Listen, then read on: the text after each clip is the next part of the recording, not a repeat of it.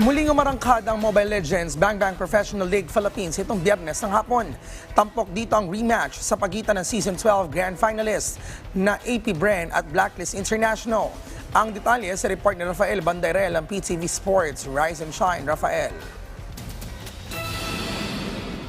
Muling umarangkada ang Mobile Legends Bang Bang Professional League Philippines para sa ika-13 season ng liga nitong Biyernes ng hapon. Sinimulan ng bakbakang Minana Evos at TNC Pro Team ang aksyon ngayong season.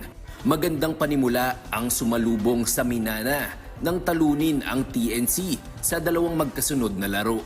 Pero ang main event ng Day 1, ang rematch sa pagitan ng grand finalist noong huling season na AP Bren at Blacklist International.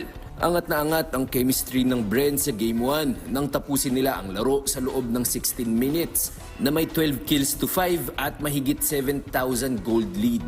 Pero pagsapit ng Game 2, dito nagkasubukan kung sino sa dalawang mga koponan ang mas matatag.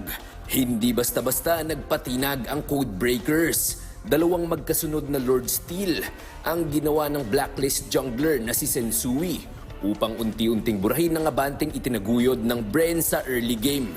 Gayunpaman, hindi naman nawalan ng kumpiyansa ang defending champions.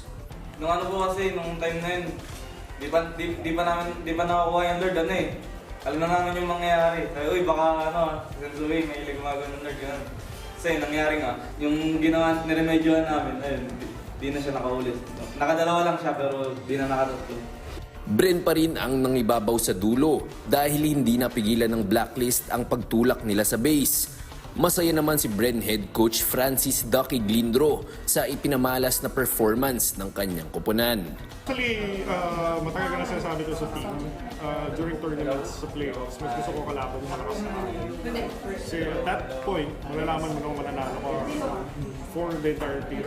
Susunod na sasalang sa aksyon ang AP Bren sa linggo kontra sa TNC Pro Team.